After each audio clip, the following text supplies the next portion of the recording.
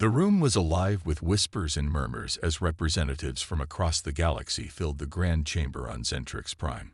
The air felt heavy, charged with anticipation and unease. Daniel Hayes, Earth's ambassador, stood near the center of the room, his posture straight but his hands slightly clenched at his sides. He could feel the weight of countless eyes on him, some curious, others hostile. Beside him, Laura Bennett adjusted her earpiece for the third time in 5 minutes. Her fingers trembled just a little, betraying the calm expression she tried so hard to maintain. Zentrix Prime was known for being neutral ground, a place where disputes among star systems were meant to be resolved peacefully. But today, the atmosphere was anything but peaceful.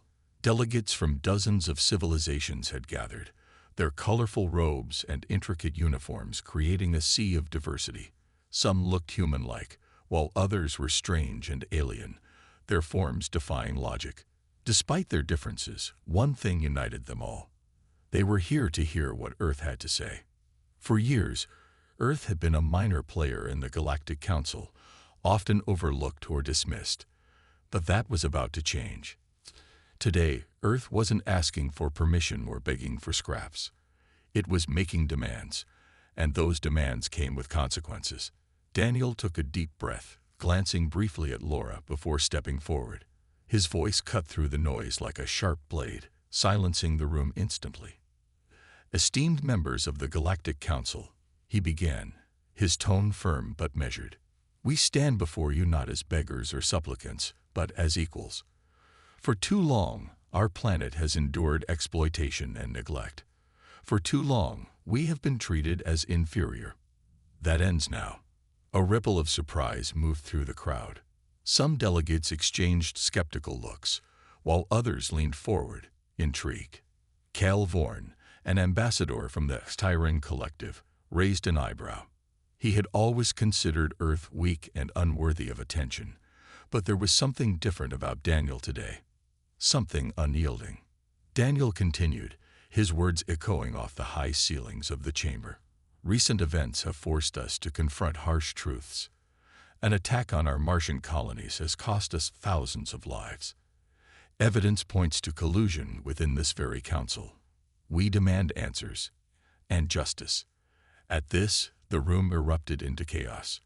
Voices rose in protest, accusations flew back and forth, and the once orderly gathering descended into disorder. Laura gripped the edge of the table behind her knuckles white. She had warned Daniel not to push too hard, not to provoke the more powerful factions. But it was too late now. The ultimatum had been delivered, and there was no turning back. Among the loudest voices was Terran Solis, the ambassador from the Vorath Dominion. Known for their aggressive expansionist policies, the Vorath had long viewed Earth as insignificant. Now, Terran stood up, slamming a fist onto the table. "This is outrageous," she declared, her voice dripping with disdain. "Earth dares to accuse us, to threaten us. You are nothing but insects compared to the might of the Vorath." Her words sent a chill through the room, but Daniel didn't flinch. Instead, he met her glare with steady eyes. "Then prove your innocence," he shot back, his voice cutting through the tension. "Or face the consequences." Laura whispered urgently under her breath, tugging at Daniel's sleeve. "You're pushing too far," she hissed. "They'll see this as an act of war." But Daniel shook his head slightly, his gaze never leaving Terran. "Let them try," he muttered, though only Laura could hear him. Deep down, he knew the risks. War was a terrifying possibility, one that could destroy everything they had worked for. Yet standing there, surrounded by enemies and allies alike, he also knew that Earth had no other choice. They had been pushed to the brink, and now it was time to fight back. As the arguing grew louder, Daniel felt a strange sense of clarity. This moment would define not just his life, but the future of humanity itself. Whatever happened next, Earth would no longer cower in the shadows of the galaxy. Months before the tense meeting on Zentrix Prime, Earth was already in turmoil. The attack on Mars had left a scar not just on the Red Planet, but on the hearts of everyone back home. Mining colonies that once buzzed with activity were now silent wastelands, their structures reduced to rubble. Thousands of lives had been lost in an instant, and the survivors spoke of chaos. Ships descending from the sky without warning, weapons firing indiscriminately, and no chance to fight back. For days, news feeds across Earth broadcast images of the devastation, stirring anger and fear among the population. In the capital city, President Rachel Monroe sat in the Oval Office, her face pale but determined as she reviewed reports from Mars. Around her, military leaders, scientists, and advisors filled the room, their expressions grim. Among them was General Ethan Carter, a tall man with graying hair and sharp eyes. He stood near the window, staring out at the horizon as if searching for answers in the clouds. His hands rested behind his back, but his jaw was tight, betraying the weight of the situation. "We can't let this go unanswered," Monroe said finally, breaking the silence. Her voice was calm, but carried an edge of steel. This wasn't just an attack. It was a message, a declaration that Earth is weak and easy prey. Carter turned to face her, nodding slowly. "Agreed, Madam President. But we need more than words. We need proof. If we accuse someone on the Galactic Council, they'll deny it and paint us as aggressors." Monroe leaned forward, resting her elbows on the table. "Then find the proof.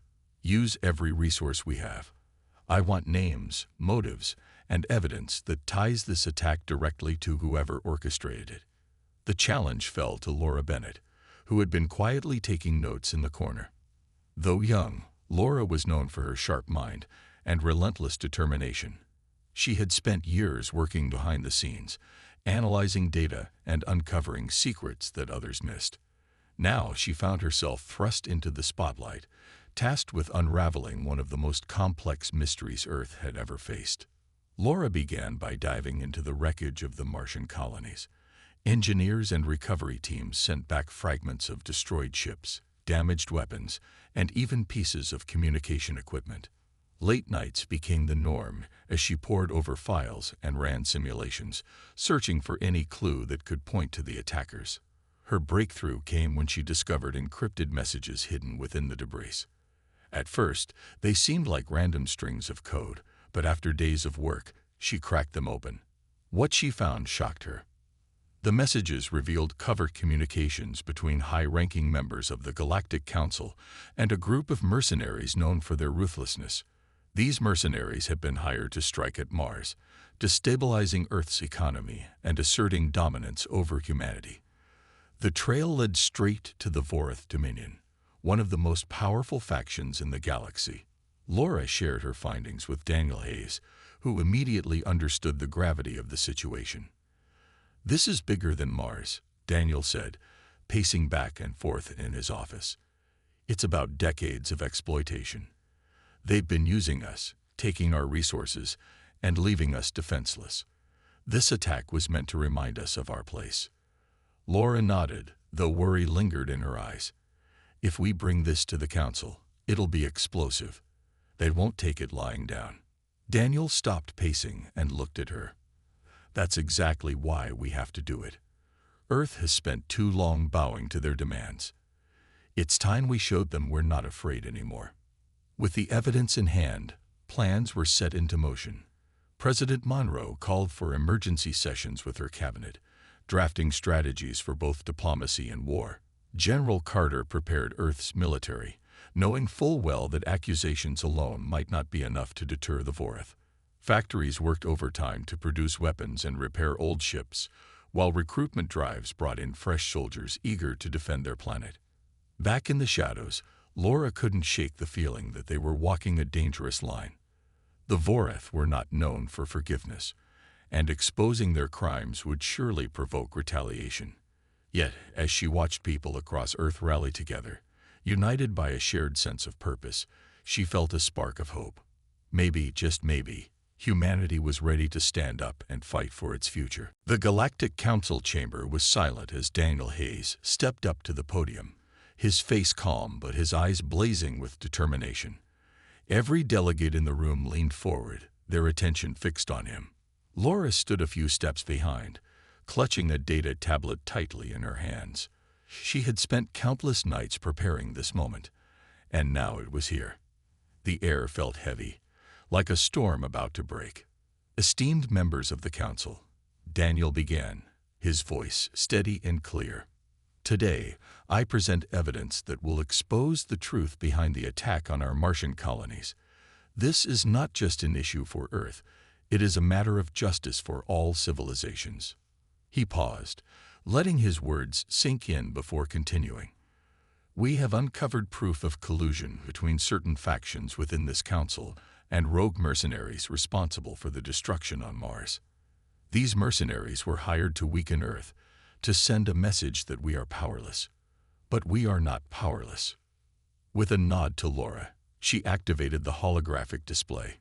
Images and documents materialized above the center table, showing encrypted messages, transaction logs, and even partial recordings of communications. Gasps rippled through the chamber as delegates recognized familiar names and symbols. The Vorath emblem appeared prominently in several files, tying them directly to the operation. Terran Solis, the Vorath ambassador, shot to her feet, her face flushed with anger. "This is absurd," she snapped, pointing a finger at Daniel. "You dare accuse us based on fabricated evidence. Earth is desperate, grasping at shadows to justify its paranoia." Daniel didn't flinch. Instead, he turned to face her, his expression unwavering. "Fabricated. Then explain these records, Ambassador. Explain why your fleet was spotted near Martian space during the attack. Explain the financial transfers linked to your government accounts." Terran's lips curled into a sneer. "Coincidence. Lies. You think throwing accusations around will make you look strong. It only proves how weak and reckless you are." Her words sparked murmurs throughout the room. Some delegates nodded in agreement, siding with the Vorath. Others whispered among themselves, clearly troubled by the evidence. Cal Vorn, the Tyran ambassador, watched silently, his expression unreadable. He had always been cautious about taking sides, but even he seemed uneasy. Laura stepped forward, unable to stay quiet any longer. "These aren't just accusations," she said firmly, her voice cutting through the noise. "Every piece of data has been verified. We've traced everything back to its source. If you deny involvement, then prove it. Open your records for inspection." Terran glared at her, disdain written all over her face. "You presume to demand transparency from us, from the Vorath Dominion. How dare you?" The tension in the room reached a boiling point. Voices rose as delegates argued, some defending Earth's claims while others dismissed them outright. Chairs scraped against the floor as tempers flared. Daniel raised a hand, trying to restore order, but it was no use. The chamber had descended into chaos. Amid the commotion, Laura leaned closer to Daniel, speaking softly so only he could hear.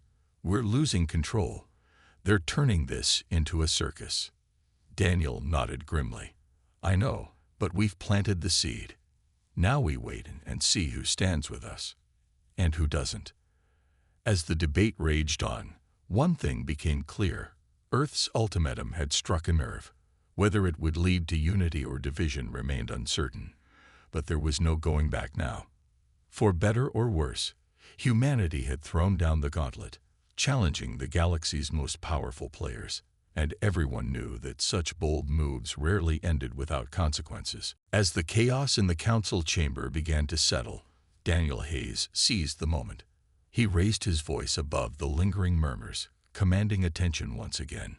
"If words alone won't convince you," he said, his tone sharp and deliberate, "then perhaps actions will." With a signal to Laura, she activated another holographic projection. This time, the images were even more damning. Video footage captured by surveillance drones near Mars during the attack. The room fell silent as the footage played. The clips showed Vorath ships launching coordinated strikes on Martian colonies, their weapons firing with precision. There was no mistaking the emblem on the hulls of the ships. It matched the Vorath insignia perfectly. Gasps echoed through the chamber as delegates watched in stunned silence. Even Cal Vorn, who had remained neutral until now, leaned forward, his expression darkening.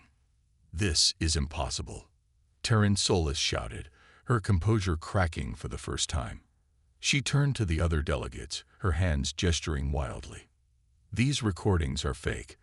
Earth has tampered with them to frame us." Daniel crossed his arms, his gaze unrelenting. "Then explain how we obtained these files from your own communication channels. Your encryption keys were found embedded in the data streams. Shall I show those as well?" Terran's face flushed red, but she didn't respond immediately. Instead, she looked to her aides, who whispered urgently into her ear. For a brief moment, uncertainty flickered in her eyes. It was subtle, but Daniel noticed it. And so did Laura. They both knew they had struck a nerve. The tension in the room grew thicker as whispers spread among the delegates. Some began to question the Vorith's innocence, while others doubled down in their support. A representative from the Zither Alliance stood up, addressing the crowd. "Regardless of who is responsible, this evidence cannot be ignored. If true, it represents a grave violation of galactic law." Calvorn finally spoke, his deep voice cutting through the noise. "Earth has presented a compelling case, but accusations of this magnitude require thorough investigation. We must convene an emergency inquiry to determine the truth." Terran glared at him, her frustration evident. "You would side with them, against your own allies." "I side with justice," Kale replied coolly. "And right now, the truth is unclear. Let the facts speak for themselves." Daniel felt a surge of cautious optimism. Kel's intervention could tip the scales in Earth's favor, or at least buy them time to gather more support. But he also knew that the Vorith wouldn't back down easily. As the session adjourned, Terran stormed out of the chamber, her aides trailing behind her. Her parting glare promised retaliation. Later that evening, Daniel and Laura reviewed the day's events in a quiet meeting room. Exhaustion lined their faces, but there was a spark of hope in their eyes. "We've made progress," Daniel said, leaning back in his chair, "but this isn't over. The Vorith will fight back, and hard." Laura nodded, tapping on her tablet. "I've been going over the files again. There's more we can dig up. Communications between the Vorith and other factions. If we expose their network, it could turn the tide." Before Daniel could respond, a soft knock came at the door. A young man entered, dressed in plain clothes. He introduced himself as Ryan Cole, a freelance investigator who specialized in uncovering secrets within the Council. "I heard about what happened today," he said, glancing between Daniel and Laura. "You're onto something big, and I want to help." Daniel frowned, wary of strangers offering assistance. "Why should we trust you?" Ryan hesitated, then pulled out a small device. "Because I've already found something you need to see." He plugged the device into Laura's tablet, and new files appeared. Internal memos from the Vorith High Command detailing plans to destabilize Earth further. One memo even mentioned a potential strike on Earth's orbital defenses. Laura's breath caught in her throat. "This changes everything." Daniel studied Ryan carefully, weighing the risks. Finally, he nodded. "All right, you're in, but one wrong move, and you're out." As Ryan settled into a chair, Laura couldn't shake the feeling that they were stepping deeper into dangerous territory. Yet she also knew that every revelation brought them closer to exposing the truth and ensuring Earth's survival. News of Earth's ultimatum spread like wildfire across the galaxy. Within hours, every civilization, from the bustling trade hubs of the Zither Alliance to the remote outposts of the Krill Dominion, was talking about it. Some viewed Earth's bold move as courageous, a long overdue stand against the arrogance of the Galactic Council. Others saw it as reckless, a dangerous gamble that could plunge the galaxy into chaos. Back on Earth, the reaction was just as divided. In cities around the globe, massive crowds gathered in public squares, their voices united in support of President Rachel Monroe's decision. Protesters carried signs reading, "Stand with Earth," and "No more exploitation," chanting slogans as news screens displayed highlights from the council meeting. Among them was Alex Rivera, a young engineer who had spent weeks retrofitting old ships into battle-ready vessels. He stood near the front of a rally in New Chicago, his heart pounding with a mix of pride and fear. For years, humanity had been treated like second-class citizens in the galaxy. Now, they were finally fighting back. But not everyone shared Alex's optimism. In quieter corners of Earth, skepticism brewed. Farmers in rural areas worried about food shortages if war broke out. Business owners feared losing access to interstellar markets. Families huddled around radios and televisions, listening to experts debate whether Earth's defiance would lead to victory or destruction. Even within the government, doubts lingered. General Ethan Carter worked tirelessly to prepare Earth's defenses, but he couldn't ignore the grim reality. Earth's military was small compared to the vast forces of the Vorath Dominion. Meanwhile, in space, tensions escalated. The Vorath fleet began mobilizing near Earth's borders, its massive ships casting ominous shadows over nearby planets. Pilots like Chris Dawson, part of Earth's orbital defense squadron, kept watch from their cockpits, knowing an attack could come at any moment. "They're testing us," Chris muttered to his co-pilot during a patrol, pushing to see how far we'll go. Back on Earth, Laura Bennett worked around the clock alongside Daniel Hayes to rally allies. They reached out to sympathetic delegates, sharing evidence of the Vorath's crimes and urging them to take a stand. Cal Vorn proved particularly helpful, using his influence to sway neutral factions. "The Vorath have gone too far," he told Laura during a private call. "If they think they can act with impunity, they'll destroy the Council and maybe the galaxy." Despite these efforts, distrust lingered. Rumors circulated that some factions were secretly arming the Vorath, hoping to weaken Earth further. To counter this, Laura and Ryan Cole dug deeper into the files Ryan had uncovered. Late one night, they stumbled upon something shocking: plans for a secret alliance between the Vorath and several minor factions. These groups had pledged resources and intelligence in exchange for territorial gains once Earth fell.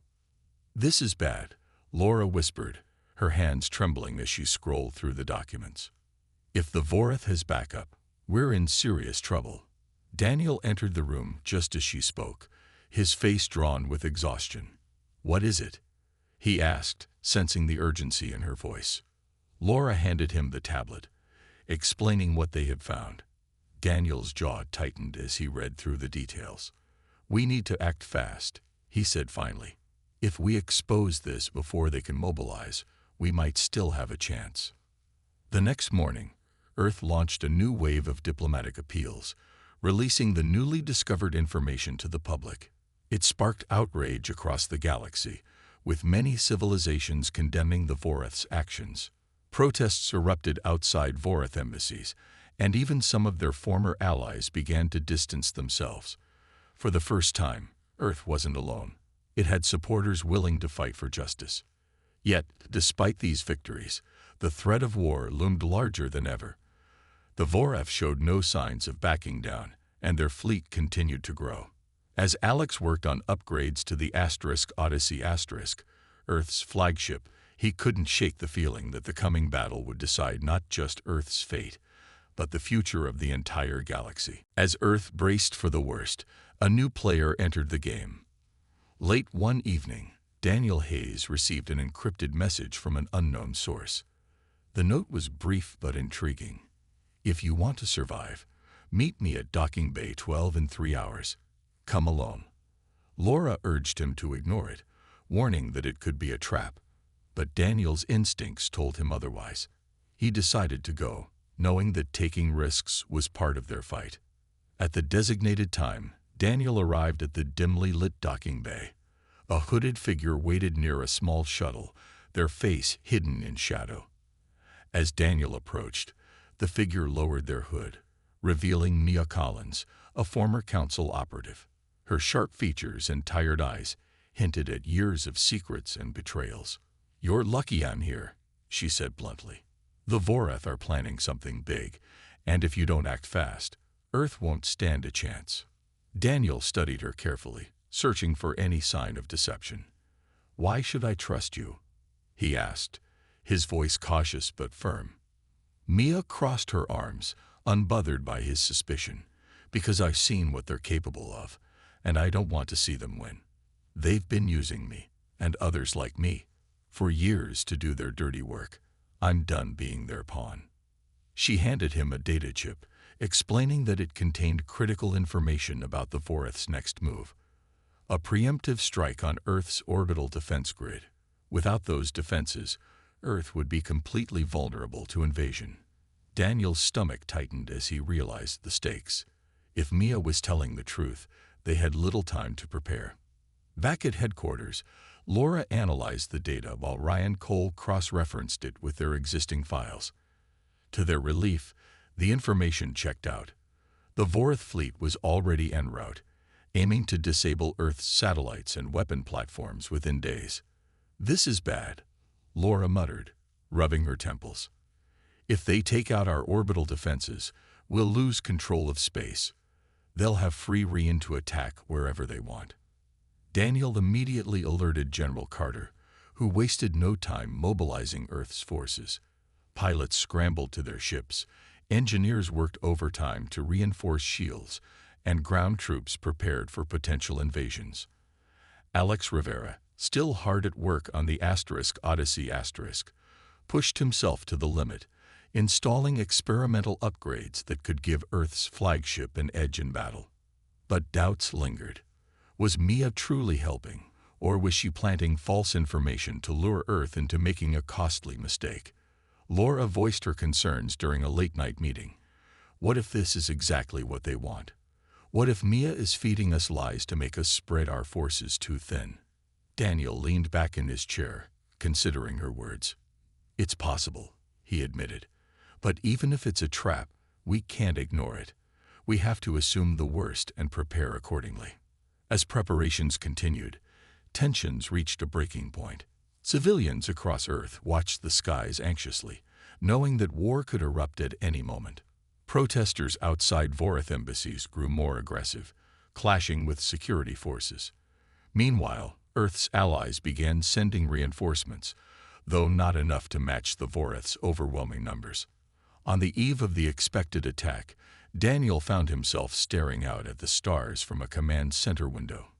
Laura joined him, her expression heavy with worry. "Do you think we're ready?" she asked softly. Daniel didn't answer right away. He thought about everything they had been through. The sacrifices, the risks, the endless battles against doubt and fear. Finally, he spoke. "We have to be. Because if we're not, then everything we've fought for will be lost." As the first rays of dawn broke over the horizon, Earth's defenders took their positions. Ships moved into formation, weapons armed, and hearts steeled for the fight ahead. Whatever happened next, humanity had made its choice. There was no turning back now. The first strike came without warning. In the cold silence of space, Voreth dreadnoughts emerged from the shadows of nearby asteroids, their massive forms blotting out the stars. Earth's orbital defense grid, though reinforced, was no match for the sheer size and firepower of the enemy fleet. Alarms blared across command centers as pilots scrambled to intercept the invaders. The battle for Earth's survival had begun. Chris Dawson sat in the cockpit of his fighter, gripping the controls tightly as his squadron raced toward the incoming ships. "Stay sharp," he said into the comlink, his voice steady despite the fear gnawing at him. "We can't let them through." The Voreth opened fire first, their energy beams slicing through the void like lightning. Explosions lit up the darkness as satellites and weapon platforms crumbled under the assault. Earth's defenders fought back fiercely, launching missiles and firing plasma cannons with everything they had. But the Voreth fleet was relentless, its numbers overwhelming. Ship after ship fell, their wreckage drifting silently in the void. Back on Earth, General Ethan Carter monitored the battle from a command center deep underground. His face was grim as he watched the tactical display, glowing dots representing Earth's forces blinking out one by one. "They're targeting the western quadrant," he muttered, pointing to a cluster of defensive satellites. "Reinforce it now." Pilots obeyed the order, forming a protective barrier around the vulnerable sector. Chris and his squadron dove straight into the heart of the fight, weaving between enemy fire as they launched counterattacks. For every Vorath cruiser they destroyed, two more seemed to take its place. Sweat dripped down Chris's brow as he narrowly avoided a blast that tore past his wing. "We're holding them off," he shouted over the comlink. But not for long. Meanwhile, aboard the Odyssey Alex Rivera worked frantically to keep the flagship operational. The experimental upgrades he had installed were holding, for now, but the strain on the ship's systems was immense. "Shields are at 60%. He called out to the bridge crew. "If we don't break their formation soon, we're done for." Captain Alina Ross, commanding the Odyssey made a bold decision. "All power to the forward batteries," she ordered. "Target their lead ship. We'll punch a hole through their line." The Odyssey surged forward, its engines roaring as it charged directly at the Vorath flagship. Enemy ships swarmed around it, peppering its hull with fire, but the Odyssey held steady. With a deafening burst of energy, its main cannon fired, striking the Vorath command vessel and sending shockwaves rippling through the fleet. The enemy formation faltered, giving Earth's forces a brief reprieve. On the ground, civilians watched live feeds of the battle, their faces pale with fear. Families huddled together in shelters, praying for victory. Others stood outside, gazing up at the sky as flashes of light marked the distant conflict. Among them was Laura Bennett, who refused to leave Daniel's side. Though not a soldier, she felt the weight of the moment just as heavily as anyone else. "We're losing too much," Daniel said quietly, staring at the reports streaming in. "Even with the reinforcements, we can't hold them forever." Laura nodded, her mind racing. "What if we pull back? Focus all our forces on protecting Earth itself instead of trying to defend space?" Daniel shook his head. "If they break through our orbital defenses, Earth will be completely exposed. We have no choice but to keep fighting." As the hours dragged on, the battle grew fiercer. Earth's forces were battered but unbroken, their determination unwavering. Slowly, cracks began to show in the Vorath fleet. Cal Vorn's allies joined the fight, launching surprise attacks from behind enemy lines. Together, they pushed the invaders back, forcing them to retreat temporarily. But the cost was high. Dozens of ships lay in ruins, and countless lives had been lost. As the dust settled, General Carter addressed his troops. "We've bought ourselves some time," he said, his voice heavy with exhaustion. "But this isn't over. They'll regroup and come back stronger. We need to prepare for round 2. In the quiet moments that followed, Daniel looked out at the damaged fleet and thought about the sacrifices made that day. Humanity had proven it could fight, but the war was far from won. The victory came at a heavy price, but it was enough to shift the tide. Earth's forces had managed to push back the Vorath fleet, forcing them to retreat beyond the edge of human-controlled space. The orbital defense grid was battered and broken in places, but it still stood, a fragile shield protecting the planet below. For the first time since the war began, there was a glimmer of hope. General Ethan Carter wasted no time regrouping. From command centers across Earth, he coordinated repair efforts for damaged ships and satellites while preparing for the next wave of attacks. Pilots like Chris Dawson were given short breaks to rest, though none of them truly relaxed. They knew the Vorath wouldn't stay away for long. "They'll be back," Chris said during a rare moment of downtime, staring at his empty coffee cup. "And they'll bring more ships." Meanwhile, Laura Bennett worked tirelessly alongside Daniel Hayes to rally support from other civilizations. The battle had shown that Earth wasn't alone. Sympathetic factions had joined the fight, inspired by humanity's resilience. Among them was Cal Vorn, who used his influence to bring even more allies into the fold. "The Vorath have gone too far this time," Cal told Daniel during a secure transmission. "Their greed threatens us all. It's time we stop them, not just for Earth, but for the galaxy." As word spread about Earth's stand against the Vorath, Protests erupted on planets loyal to the Dominion. Civilians grew restless, questioning their leaders' motives and demanding peace. Some smaller factions within the Vorath sphere of influence began defecting, refusing to participate in what they saw as an unjust war.